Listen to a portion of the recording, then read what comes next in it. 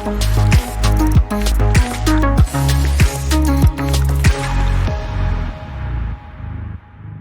thank you, Thomas, for hosting us and for hosting this important conversation around Bitcoin, Bitcoin halving, Bitcoin mining, and Riot. And so I'm Pierre Rochard. I'm the Vice President of Research at Riot. And here with me is Jason Less, our CEO at Riot Platforms. So thanks for joining us, Jason. Thanks for having me. And wow, thank you. Great audience. I was actually just thinking, I think the first time we met in person was essentially the last time I was in New York in 2018 for Consensus. So it started, you and I started back then, and here we are continuing the story 6 years later. That's right. Shout out to Mike Dudas, who formerly of the Block, who organized the conference where we met. I remember speaking about Bitcoin maximalism and then meeting the Riot team afterwards. So it was a very compelling story. It's amazing what happens in New York City. It really is the financial capital of the world. But the energy capital of the world is Texas. And this week, there was tremendous news about really cementing Texas's position as the energy capital of the world. So walk us through what happened, what does energization mean, and what is Corsicana? Sure. So to give everyone some background, Riot owns and operates a Bitcoin mining facility in Rockdale, Texas. It has a total 700 megawatts of capacity. As far as we are aware, that is the biggest Bitcoin mining facility in the world.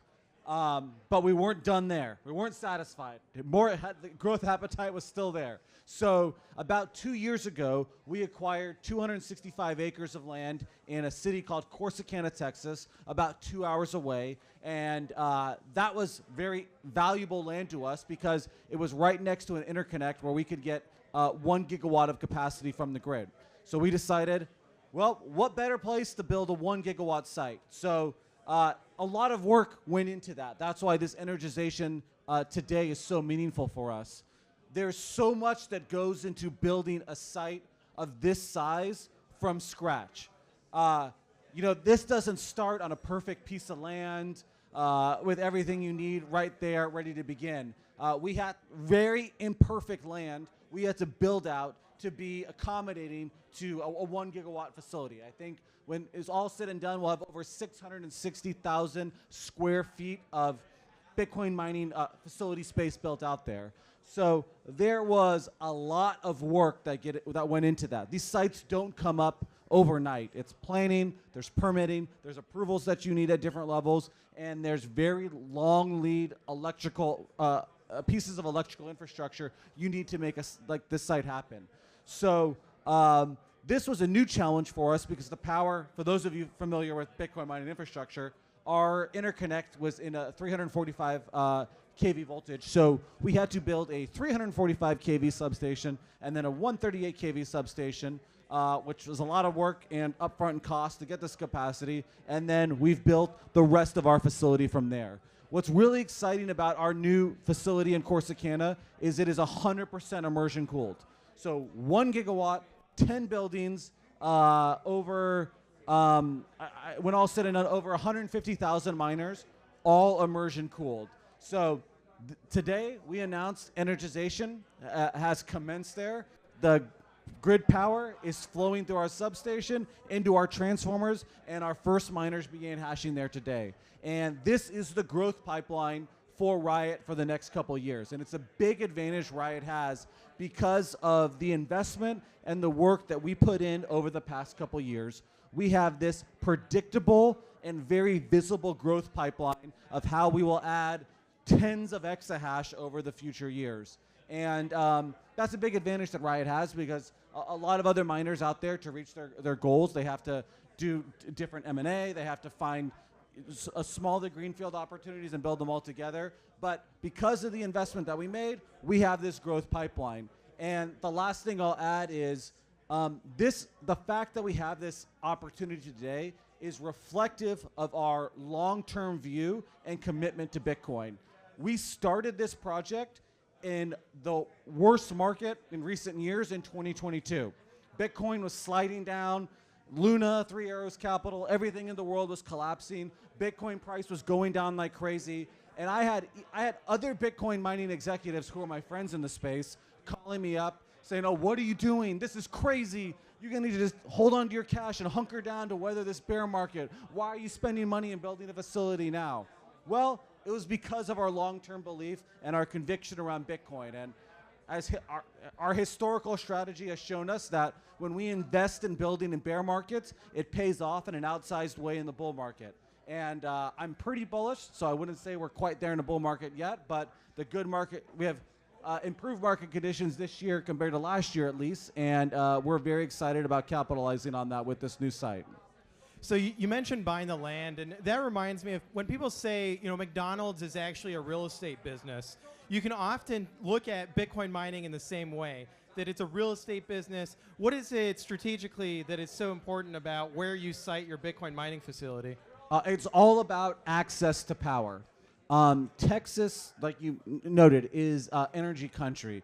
Texas has a ton of energy infrastructure built out there. So it is one of the very few, actually probably more accurately, the only place in the world you'll be able to get a 1 gigawatt interconnection for power. So that land, while imperfect and needing a lot of work, was valuable to us because it was right next to what is known as the Navarro switch that has a total of 5 gigawatts of capacity. We had a 1 gigawatt bay out of that, and that provided us the tie-in that we needed to build this site. The work, the civil engineering that was necessary, these were massive, massive machines that were essentially leveling the ground here. And then on top of that, you've got all of this electrical equipment that goes into it. I mean, I think that for us, what's easiest to think about of Bitcoin mining is you plug a machine into the wall. But you don't realize that you got to build the wall. You got to build the electrical that is going to that outlet and so on and so forth. So these, you mentioned they were long lead items. Why are they long lead? Who else is competing for this? There are so many applications that are trying to get power capacity right now. As our world becomes more digital and there's increased demand for data center space, for AI applications, for all sorts of things, these different industries need to build their own substations. And this equipment is highly engineered, only so much of it can be produced. So if you wanted to go out and build a site like that from scratch today, you're looking at close to a 2-year lead time to procure that equipment, or you're procuring something that might have some operational risk around it. So there's a lot of competition for power capacity these days, and there's probably never going to be a 1 gigawatt interconnect approved anywhere again. I could be wrong, but I think that's very likely. And even if you did get that, getting all the equipment you need in this hyper-competitive time where you're not only competing against Bitcoin miners, you're competing against HPC and AI and all sorts of other types of data centers that need this capacity as well. It's really tough. So it is a long-term view is required to succeed here. So with that long-term view, I mean, rewind 2 years, you knew that there was going to be a halving this year, and so why is it they, as a company, Riot wanted to invest in Bitcoin mining despite a halving? What other, what's the thinking? What's the factors behind that? So the supply of Bitcoin, as obviously everyone here knows, is fixed and predictable, and the halving is the mechanism that makes that possible. So that's not something that we as miners are afraid of or have a bad relationship with. Like, this is a part of what makes Bitcoin valuable. And I think the best evidence to that is you look at how at least the US dollar value of mining rewards has increased so much over time, despite a halving from 50 Bitcoin block subsidy to 25 to 12.5 to 6.25 and now to 3.125 today. So the opportunities in Bitcoin mining has increased over time. And Bitcoin mining is a game of scale. So when, it's funny today, as the halving comes up and it's a news item, different media outlets want to ask me, what's Riot doing to prepare for the halving? Are you turning the machines up or off, or doing this or that? And it's like, guys, there's no doing anything for the halving now. The preparation for the halving came years ago, and Corsicana is one of those things. The fact that we were building a pipeline for growth with new generation, more efficient machines. The fact that we were building that 2 years ago is how we prepared for this halving. And the various strategic initiatives and evaluations we have underway right now are preparing for the halving in 2028. So it's important to always be forward-looking and always be planning many, many years in advance in this business.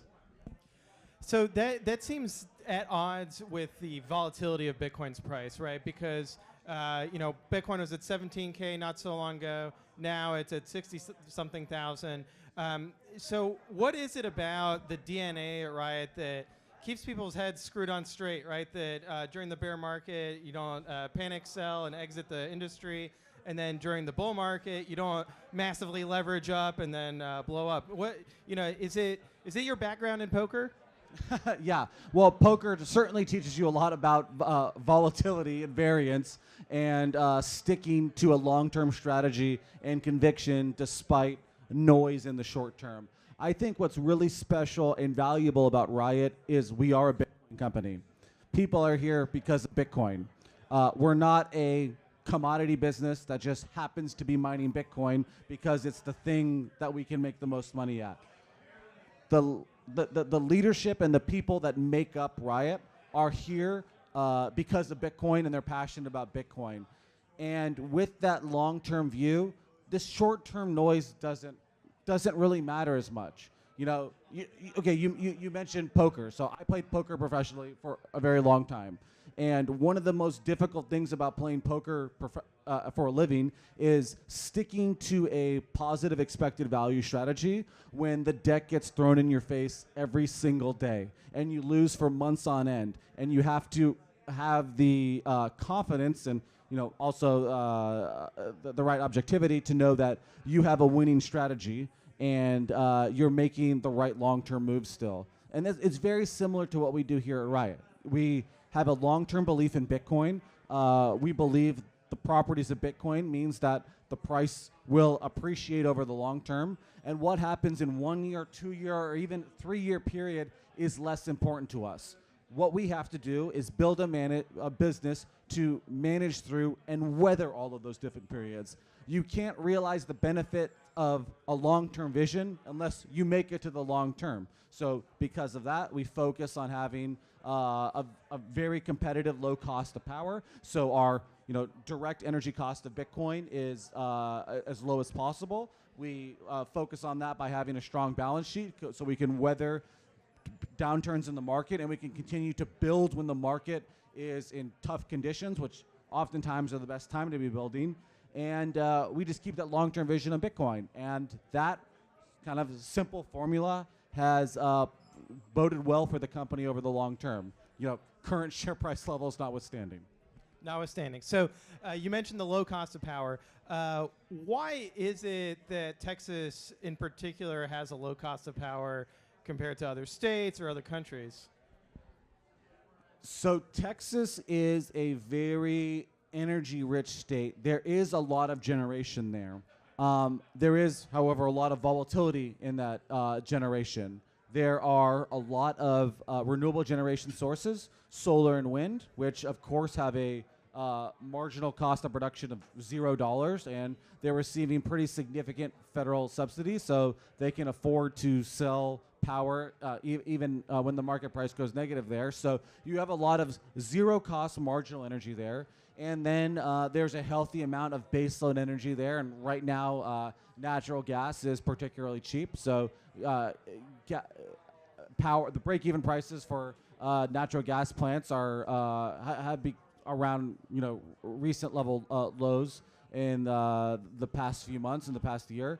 So all of this generation and a pretty healthy amount of transmission as well, although there's still work to be done there, has resulted in a competitive energy environment. I think that's the kind of final, which actually foundational pillar. The fact is Texas has a deregulated energy market. The state does not control energy. You have these different generators and buyers of power who are in the marketplace freely competing. And that is what drives some of the lowest wholesale prices of energy in the country, if not the lowest in the country. All right, now I'll switch to a harder question. Okay, so 2017, people are saying there's too much Bitcoin mining happening in China, and then China banned it, and then a lot of it came to Texas. Do you think that do you think there could be too much Bitcoin mining in Texas? I think Bitcoin mining is going to evolve to be a tool that's paired with energy generation and electrical grids all over the place. So there's not enough Bitcoin mining yet. The flexibility, the interruptibility of Bitcoin mining makes it such a valuable tool for balancing supply and demand mismatches in the grid. The more Bitcoin mining you have on a grid, the less volatility you have in that marketplace, which is a overall better power environment for everyone, including the consumers. So I think ERCOT and any energy grid out there benefits from more Bitcoin mining being there. And by building this new 1 gigawatt site in Corsicana, we're going to be participating in the same power strategies that we use out in Rockdale that are beneficial and supportive to the grid around us.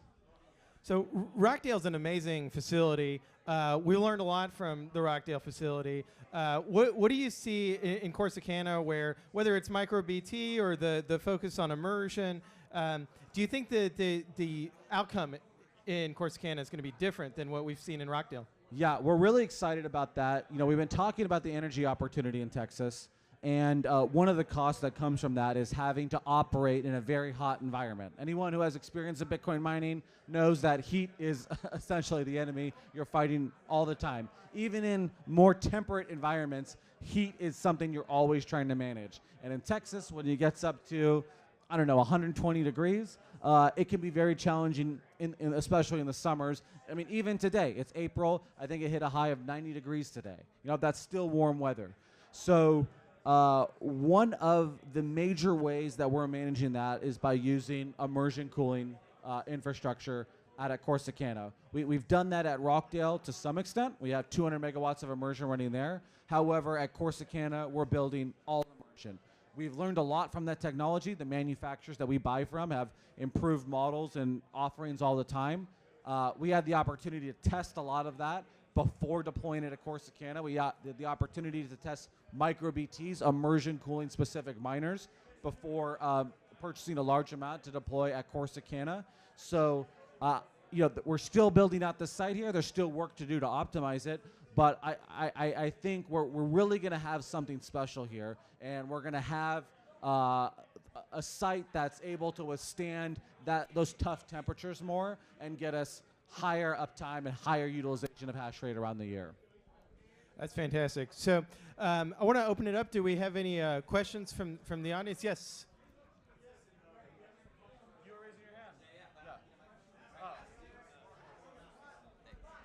First of all, appreciate you guys giving us an insight into the whole mining industry from Riot's perspective. So I have done extensive research, and if you look at what Texas experienced during the storm in 2021, and Storm Uri, I think where it was able to, basically Bitcoin mining was able to facilitate the grid. Do you guys ever foresee a future where energy is denoted in Bitcoin? So like you have more futures, instruments, derivatives, contracts, options that are settled not in USD, but actually in Bitcoin. And if adding Bitcoin to your balance sheet, just like Tesla did and MicroStrategy and all those forward-thinking companies, do you think that the ESG component that is very popular right now in the investment world can be satisfied simply by just adding Bitcoin to your balance sheet? So let's say you have 100 Bitcoin on your balance sheet. That gives you, I don't know, I'm just making up numbers, like $1 million, $2 million in credit as a tax, like an offset basically for your balance sheet. So do you foresee that future getting there as we accelerate the adoption of, you know, renewable energy basically with Bitcoin mining? Thank you. You want to take the first part there? Selling energy contracts in Bitcoin. Yeah, so selling energy contracts in Bitcoin, I think it would be very interesting. There has to be a double coincidence of wants, right? That one, we're producing Bitcoin so we can pay in Bitcoin, and two, that the energy producer is selling electricity and wants Bitcoin, because then they can turn around and use that Bitcoin, either hold it on their balance sheet or go pay for their vendors, go pay for their fuel. And so because of there being a whole supply chain, I think my thesis and what we're seeing is that Bitcoin has to first be adopted as a store of value by everyone in the supply chain, and then magically you get a circular economy and everybody can pay in Bitcoin because everyone's comfortable with it. So energy companies, on one hand, you can think of them as old, right, and slow. But on the other hand, they're some of the most innovative companies in the economy, and they've really unlocked the potential of energy in Texas several times, reinventing themselves. So I could absolutely see that future. It's just going to take time to do education on that. And then the second part of your question was holding Bitcoin on our balance sheet as a demonstration of being an ESG-friendly asset. I think, I don't think ESG-focused investors are looking at Bitcoin miners much right now. I think if the market better understood the value that that you're talking about, that Bitcoin mining brings to renewable generation sources and to the grid, they'd have a different view around it. So I think it's the operations more so than the Bitcoin on the balance sheet that would change those minds, though. If an investor understood, hey, this miner A, for example, is paired up with renewable generation, and this is supporting that generation in ways X, Y, and Z, then that could be compelling to kind of fit their investment mandate. But there's a lot of education to go there on it, because most people just stop at anything that uses energy is bad. That's a very dangerous mindset. That's a scarcity mindset. The use of energy fosters human flourishing and supports new innovations like Bitcoin that are critically important. So we're fighting the good fight out there and doing all the education that we can. Great questions, and I'd add on ESG. I mean, I think that the words make sense, right? Environmental, social governance, these are all things that we want. Then I think the sticking point comes, how do you measure it? And a lot of the measurements that we've seen for ESG are not adapted to Bitcoin mining, so they won't even have Bitcoin mining as an industry category. Instead, they'll tell you that you're a telecom company or that you're a software company, which doesn't make sense. And then when they apply all the metrics from those industries to the Bitcoin mining industry, then everything looks out of whack, and they're scratching their heads of, why did you score so high or so low on these different metrics? And so I do think that there needs to be, if we're going to want to do ESG reporting, then we need an ESG framework that is adapted to the Bitcoin mining industry so that we can actually be comparing apples to apples. But that's a great question. Drew. For the fans, you need the mic. Thank you very much. So my two questions, second part's for Pierre, but first, do you, at what year, if any, do you anticipate your power trading side of the business, called basically the demand response game in ERCOT, at what point, what year do you think that might surpass Bitcoin mining revenue in terms of how much value you bring to shareholders, if any? And then my second question is really just for Pierre about the Satoshi Nakamoto Institute, but I'll let you guys answer the first question first. Pierre, I feel like the first one's probably more up your wheelhouse. Well, that's up to God, because it depends on the weather, is the honest answer. When I look at the development of renewable energy in Texas, there can be such a thing as too much of a good thing, right? And I think that we're already there of too much of a good thing, of too much wind and solar, and not enough of batteries and dispatchable power. In Texas, I think that the natural fix for that is peaker plants for natural gas. But so add on top of that, there's more development of renewables in the pipeline. And so I do think that this problem is going to get worse, and that the solution is going to become more valuable. But then the other side of the equation is what's going to happen to the Bitcoin price. Bitcoin price continues to appreciate, then it might be a very long time before the energy aspect of it outweighs the Bitcoin aspect of it. Yeah, Kathy Wood says her bull case is 3.2 million by 2030. So we're going to need a lot of bad weather to beat that. Too conservative. I like it. Well, so inshallah, S20, inshallah, Bitcoin goes to 3.2 million, but there could be many S21s. Is also the other part of the question. But then my question for Pierre is, What year will the Satoshi Nakamoto Institute accept their first matriculating class of young students looking to learn from the best and brightest that the human race has to offer? That's another great question. So I co-founded the Satoshi Nakamoto Institute in 2014 with my college buddy Michael Goldstein. And he is, this was 10 years ago, and now 10 years later, we're revitalizing it. Michael really is revitalizing it as the president of the institute. So he's currently running a fundraiser. So if you're interested in accelerating Bitcoin education, go to nakamotoinstitute.org and consider contributing. Now, in terms of where it's going to go into the next level of having people getting their degree, their advanced degree in Bitcoin studies, we'll see. I think that is the future, though, ultimately, because when I go and look at university curricula, there are great universities like Texas A&M University, which is very close to our facility in Rockdale, where they are teaching about the Bitcoin protocol. They have Bitcoin protocol courses. And so we have the next generation of students are learning about this industry very well. On the other hand, there's there's colleges and universities that don't have any courses about Bitcoin. And so those students are going to be left behind. And I think that creates an opportunity for the Nakamoto Institute to do some remedial education. Sim. How's it going? Big follow over you guys. I was curious, so 1 gigawatt, that'll be the biggest mining farm, and you went with immersion, so I'm wondering if you could speak to like the pros and cons to that and what went into that decision process. So immersion cooling, number one con is it's way more expensive to build than air-cooled. Our cost per megawatt for the first phase of this development was about 800,000 a megawatt, although that includes a lot of site general stuff that we don't incrementally need in the future. So I think immersion, I don't know the exact breakdown of what immersion is of that off the top of my head, but it is more expensive than air cooling.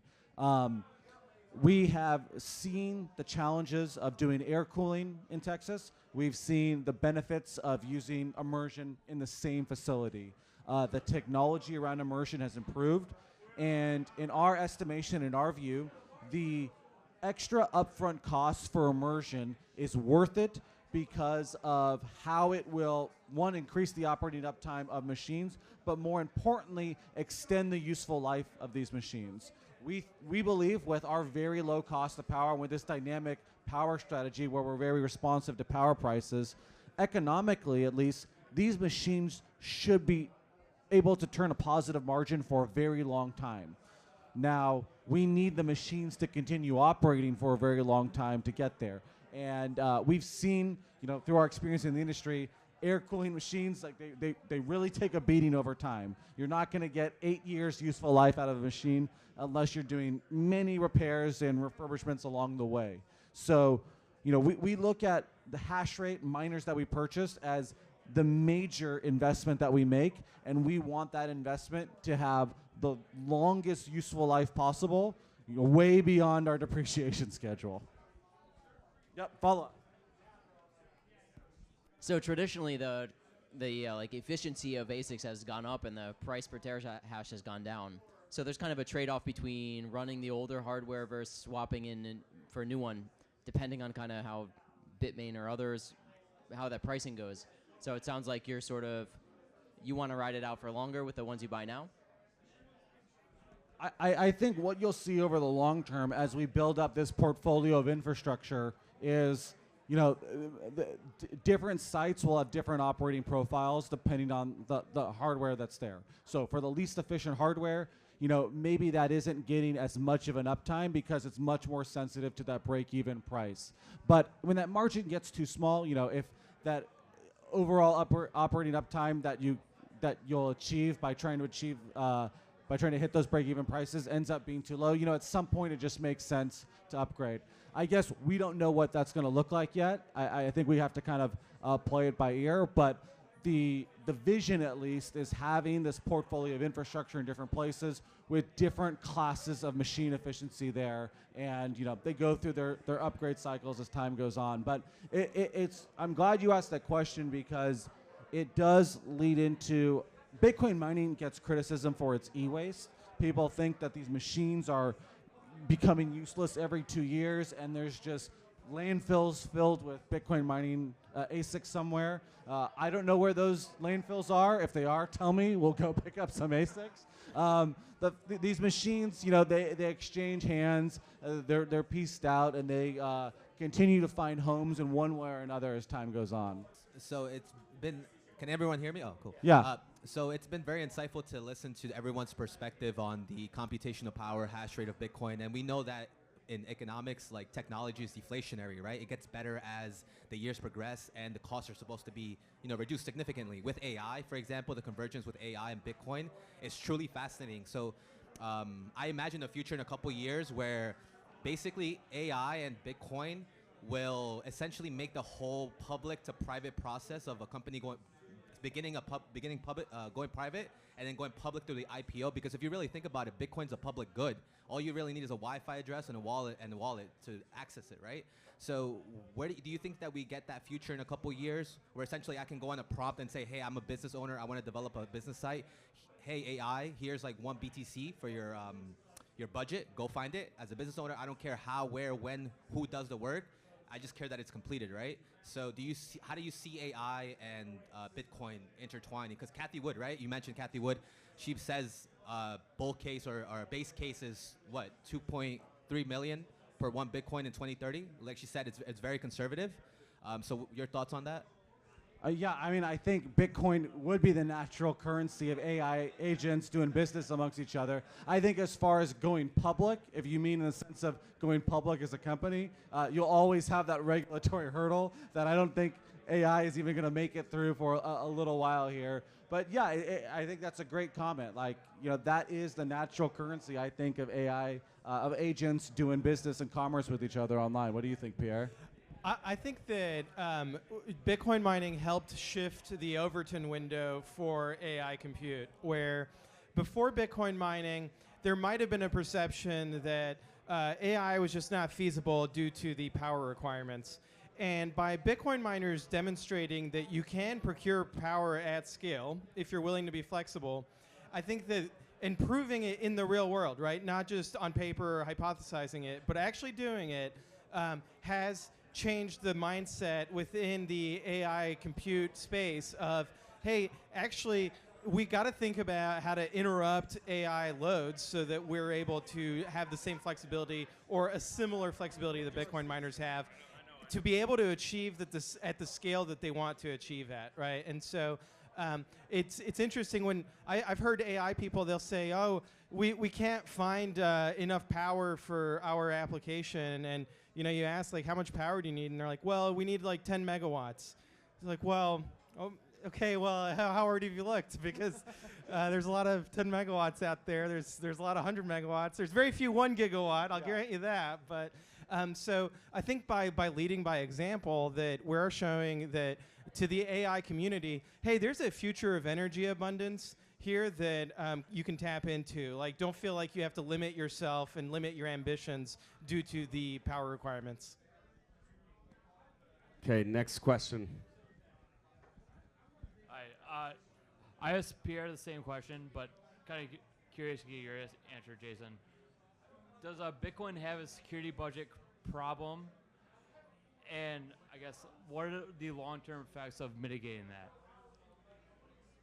I don't think it has a security budget problem. I think, obviously the incentive to deploy hash rate around Bitcoin mining just continues to grow.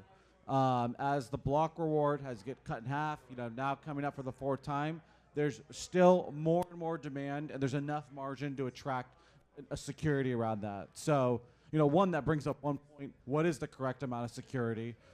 I don't know if there's a way to answer that. I think really miners, the world, are just following the incentive structure that Bitcoin has laid out. And as far as offsetting that block subsidy as it declines over future years, I think what we've seen with transaction fees over the past year, a year and a half, or less than a year, shows us kind of what the future can look like. And if this is what we're seeing in transaction fees at this low level of adoption in Bitcoin, we're still incredibly early, then I'm, very bullish about what transaction fees are going to look like in the long term. Yeah, I agree with what Jason said, and I know I already answered the question earlier today, but I think that ultimately, if there's not enough security, then people will pay more for transaction fees, and then there will be more security, and so it's a bit of a circular loop of, it's the same question of what if oil prices are too low? Well, they'll go back up, and so that's the way I see it. One quick follow-up question based on something you mentioned there, Pierre, in the first part. What sort of Straussian tactics, speaking of the of some of the competitors who might publish false information in order to attack us, in order to attack the freedom of Bitcoin and the human flourishing that Bitcoin can bring, what sort of Straussian tactics should we adopt in order to ensure victory in sort of the discourse around Bitcoin? Famously, what was it, Newsweek in 2017 said that Bitcoin was on track to use all of the world's energy by 2020. How should we be thinking about in terms of the public discourse around Bitcoin and Bitcoin mining to ensure that human flourishing is preserved and that potential is preserved?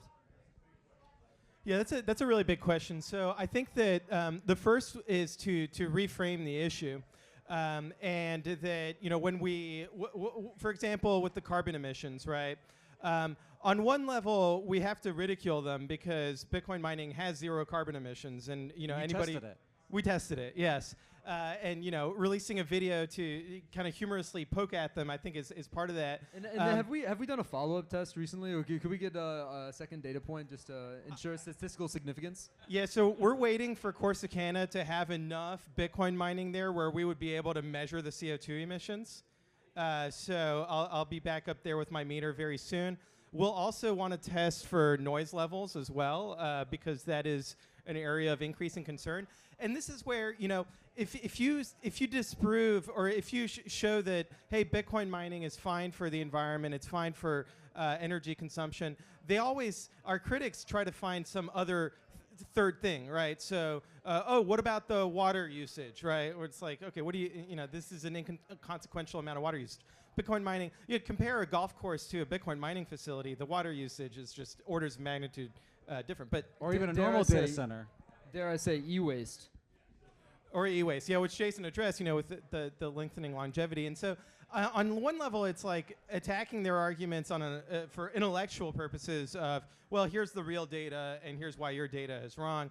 And then at the more cultural level, that essentially they're representing a system that is, from my perspective, a zombie system, right? And the fiat system is just, it's dead, but it's walking. And it's kind of an undead type thing. And I think that makes it really easy to be able to disarm and to stop. But the metaphor I used that I like to use is, if you've got a Premier League soccer team, which is Bitcoin, and then you've got a bunch of 5-year-olds who are the kiddie soccer team, which is fiat, or zombies, right? Because to continue the metaphor of zombies. Well, the Premier League team still has to play, still has to go out on the field and play if they want to win, right? Even though they know they're going to win if they play, they still have to play. And I think that's where Bitcoin's at. And so when I hear people want to disengage from politics and say, oh, Bitcoin doesn't care, yeah, on some level that's true because we know Bitcoin's going to win. But on another level, even though Bitcoin's going to win, it only wins if we fight for it. And that, I think, is an argument that we have to make within the Bitcoin community, that this is something worth fighting for and being active for, and that we can't just sit on our hands, sit on our coins, and wait for a number go up. Even though I also think we should do both.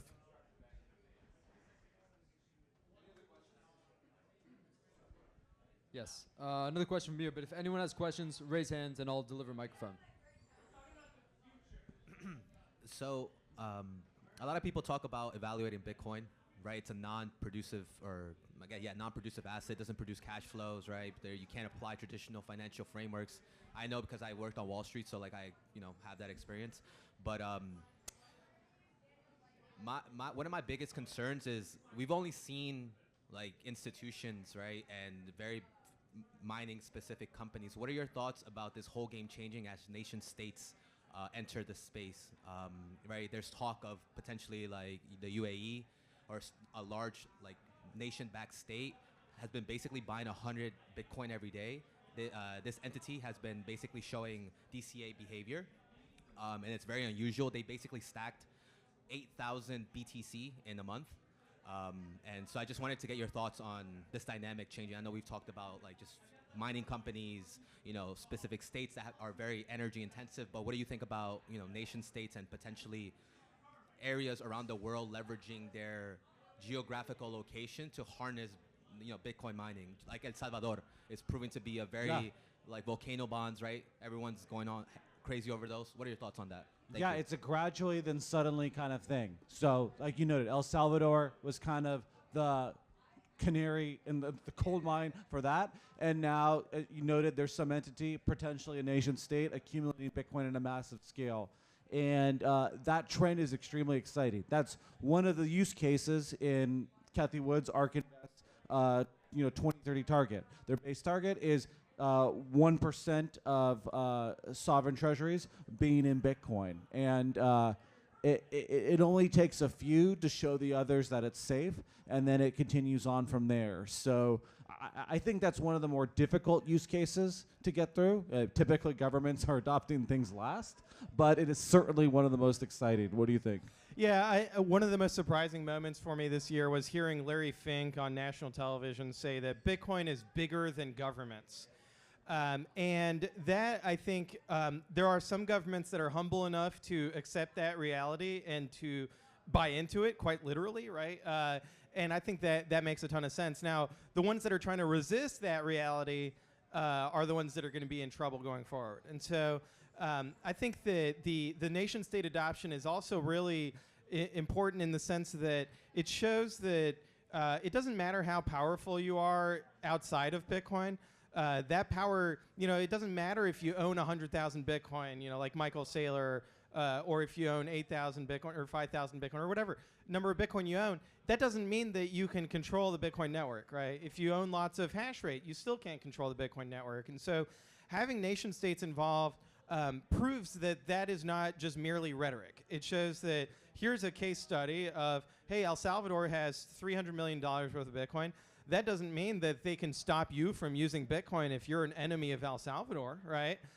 It's a neutral global monetary system, and seeing nation states that might disagree with each other on diplomatic levels or might even be at war with each other, right? Like there's Bitcoin mining happening in Ukraine and there's Bitcoin mining happening in Russia.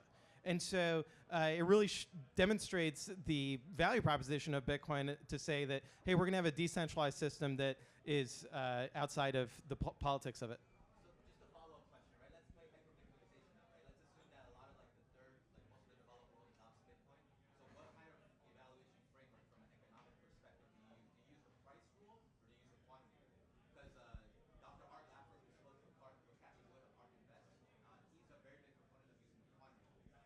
So basically, like, if I'm a business A, I get 100 Bitcoin, and then I can make new coins that have their value pegged to that specific Bitcoin. So versus a price rule where your importance is the prices of the asset. So what are your thoughts on that? Yeah, I mean, I think that the Bitcoin code has a supply rule built into it, right? The halvings and 21 million Bitcoin, and the Bitcoin price is unknown to the Bitcoin system, right? It's just something that's external to it. Although there was an interesting analysis done showing that if you look at the difficulty adjustments, you can pretty correctly guess what the Bitcoin price is based off of that transmission mechanism. But to your point of the valuation of Bitcoin, I think this is very challenging because, as you pointed out, Bitcoin doesn't have a cash flow. It is the cash, right?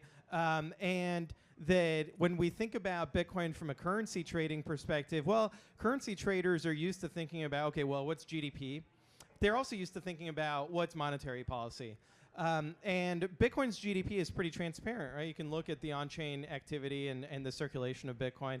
I think this year is slated to be about $18 trillion worth of Bitcoin circulating on the ledger. And then you've got a $1 trillion market cap. But the question then is, where does Bitcoin go from here? What are the adoption mechanisms? And what's the ceiling? What is, is it realistic to think that everyone in the world will hold Bitcoin? Or is it more realistic to think that only some subset of, nerds on the internet are going to hold Bitcoin? And when I look at the properties of Bitcoin, I think that they are interesting properties and superior properties for any kind of user, not just nerds on the internet. And so when I look at Bitcoin adoption is at below 1% of the total addressable market, it doesn't give a valuation framework, but it certainly makes me bullish. Do we have any other questions? I would also be remiss if I didn't say that the man who perhaps coined the term hyper-Bitcoinization is here with us in the room right now. So I think if you understand this, but yes. That's a myth. I'll debunk it right now. The person who came up with it was Daniel Kraus, who was also at the Nakamoto Institute with us. But that is a very valid question, and I hope Daniel comes back. It is. The term that I didn't coin, so there's hyper-Bitcoinization. There's another term, though, that I want to point to, which I didn't coin, but Paul Krugman coined, which is speculative attack. Well, I was going to give you credit for that as well. Thanks. Since you penned the piece, A Speculative Attack, what was it, 2015? 2014, July 4th, 2014, came out with an article explaining that essentially how Bitcoin adoption could happen in the future. Some parts have come true, some parts TBD. I think Michael Saylor is doing his best to prove it correct, but I'm shocked to hear this about hyper-Bitcoinization.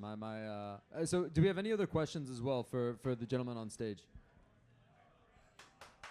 No? Thank you very much, everyone. Thank you you so much for coming.